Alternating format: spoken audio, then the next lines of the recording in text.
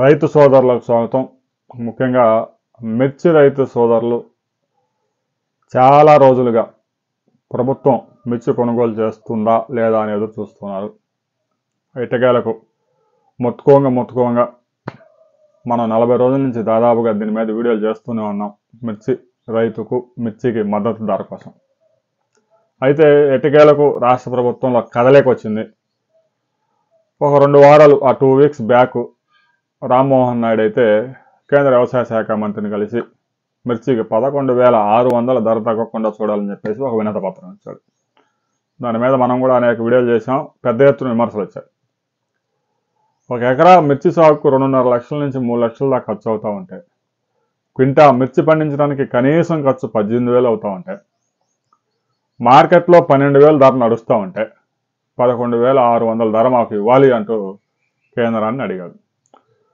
ఈ ధర ఢిల్లీలోని ఐకార్ అనే ఒక సంస్థ తయారు చేసిందట. మిర్చి సాగుకి ఒక క్వింటాకు అయ్యే ఉత్పత్తి వ్యయం 11,600.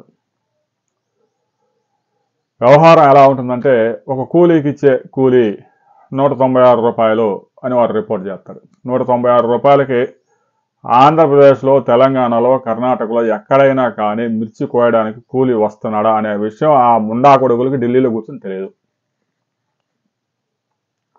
400, 500 నడుస్తూ ఉంది కూలీ. 10 మంది కూలీలు కోస్తే కానీ ఒక కింటా మిర్చి కావు. అంటే 5,000 రూపాయల కోత కూలీకి ఖర్చు అవుతూ ఉంటే, ఒకవైపు నల్లతామర, బొబ్బర, జెమిని వైరస్ విజృంభించి ఏమంతా మిర్చిని నాశనం చేస్తూ ఉంటే రైతులు ప్రతిరోజు 2 రోజులకు ఒకసారి పురుగు మందు కొట్టి ఓన్లీ రసాయనాలకే 1,50,000 దాకా ఖర్చు అవుతూ ఉంది. ఇక తాజాగా జరిగిన పరిణామాలు మనం ఒకసారి పరిశీలిస్తే, ముఖ్యమంత్రి ఇదే విషయం మీద చర్చించేందుకు ఢిల్లీకి వెళ్ళారు. వ్యవసాయ శాఖ మంత్రి అయితే ఆ మధ్యప్రదేశ్లోని మారుమూల ప్రాంతంలో ఆడ ఉన్నాడంట. వీడియో కాన్ఫరెన్స్లో తీసుకున్నారు. అధికారులతో చర్చించాడు, వచ్చాడు. తెల్లారే ఆ మంత్రి ఢిల్లీకి వచ్చిన తర్వాత రామ్మోహన్ నాయుడిని పిలిపించి కీలక అధికారులతో భేటీ వేశాడు. మినిమం సపోర్ట్ ప్రైస్ ఈ పంటకి ఇంకా ప్రకటించలేదు కాబట్టి ఇంటర్వెన్షన్ స్కీమ్ కింద, MIS కింద పంటను కొనుగోలు చేసేందుకు కేంద్ర ప్రభుత్వం అంగీకరించింది. సహజంగా అయితే మొత్తం పంటలో ఒక 25%, 1/4 మాత్రమే ఈ పథకం కింద కొనుగోలు చేసే అవకాశం ఉంది. అయితే తాజాగా ముఖ్యమంత్రి చంద్రబాబు నాయుడు తీసుకువచ్చిన ఒత్తిడి మేరకు దీన్ని 75% పెంచారు. ఇది ఒక మంచి పరిణామం. దాదాపుగా ఆంధ్రప్రదేశ్లోనే 12 లక్షల క్వింటాల మిర్చి వస్తూ ఉంది. 75% అంటే 8 నుంచి 9 లక్షల క్వింటాలు కొనుగోలు చేసే అవకాశం ఉంది. ఇక మార్కెట్లో వ్యాపారస్తులు కూడా ప్రభుత్వం నుంచి కాస్త గట్టి పోటీ వస్తే వ్యాపారస్తులు కూడా క్వింటాకు 500, 600 పెంచి కొనుగోలు చేసే అవకాశం ఉంది. అయితే కేంద్ర ప్రభుత్వం ఎంతగా కొనుగోలు చేయబోతా ఉంది అనేదే పెద్ద సస్పెన్స్. గడపార అయితే నానబెట్టారు. ఎన్ని రోజులు నానబెడతారో తెలియదు. ఈరోజు ఆ ధర ప్రకటిస్తారా, లేదు అంటే కేంద్ర మంత్రి స్వయంగా 11,600 అడిగాడు కాబట్టి ఇక కేంద్ర ప్రభుత్వం 10,500 వేసి అంతకంటే ధర తగ్గితే మేము కొనుగోలు చేస్తామని నాటకాలు వేస్తారా చూడాలి. ఇది పెద్ద ప్రహసనం. ఇవన్నీ కాకుండా మిర్చి రైతుల తరపున డిమాండ్, ప్రతి క్వింటాకు 5,000 బోనస్ ఇవ్వండి. మార్కెట్లో మేము అమ్ముకుంటాం. ప్రభుత్వ మార్కెట్లే కాబట్టి, మార్కెట్ కమిటీలే కాబట్టి స్లిప్ ఉంటుంది.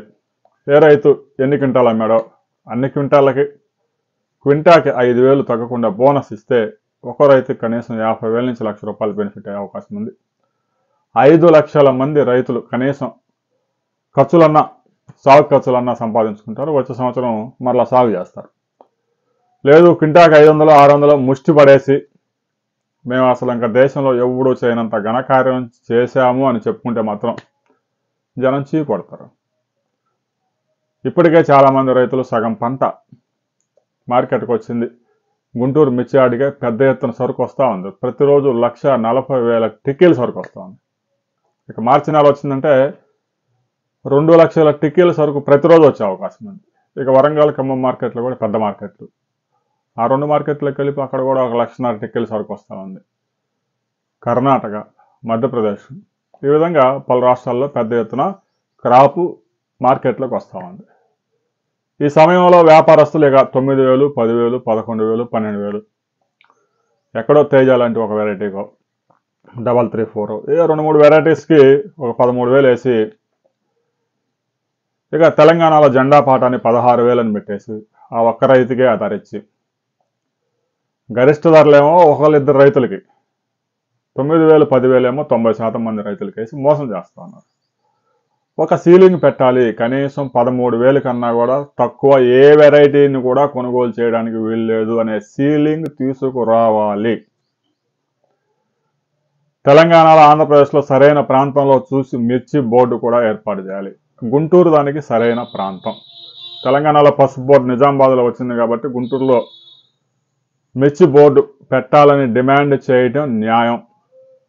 ఇక రాబోయే రోజుల్లో కేంద్రం దీని మీద ఎలాంటి నిర్ణయం తీసుకోబోతా ఉందనే దాని మీద మరిన్ని అప్డేట్స్ వస్తాయి. మిర్చి ధరలు అయితే మాత్రం పెద్దగా కదలిక లేదు. ఈరోజు రేపు వ్యాపారస్తులతో కూడా సమావేశం అవుతారట. ఎక్స్పోర్ట్ ఆర్డర్స్ గురించి కొంత సమాచారం తెప్పించుకుంటూ ఉన్నారు. చైనాలో, మలేషియాలో స్టాక్స్ కొంత క్లియర్ అయిపోయినాయి కాబట్టి కోల్డ్ స్టోరేజ్లు వాళ్ళు ఇప్పుడిప్పుడే ఆర్డర్స్ పెడుతూ ఉన్నారు. కొన్ని వెరైటీస్కి అయితే ఆర్డర్స్ పెడుతున్నారు. ఎందుకంటే ధర దారుణంగా పడిపోయింది కదా. ఈ సమయంలో మొత్తం పోగేసుకొని కోల్డ్ స్టోరేజ్లు వేసుకుంటాడు చైనా వాడు. సహజ సూత్రం, ధర పతనం అయినప్పుడు ఇక కొనుగోలు చేయడం అనేది వ్యాపారస్తుల లక్షణం. రాబోయే రోజుల్లో రాష్ట్ర ప్రభుత్వం కనుక కేంద్రం మీద ఒత్తిడి తీసుకొచ్చి మిర్చి గనక బోనస్ గనక ఇవ్వకుంటే రైతులు తీవ్రంగా నష్టపోతారు.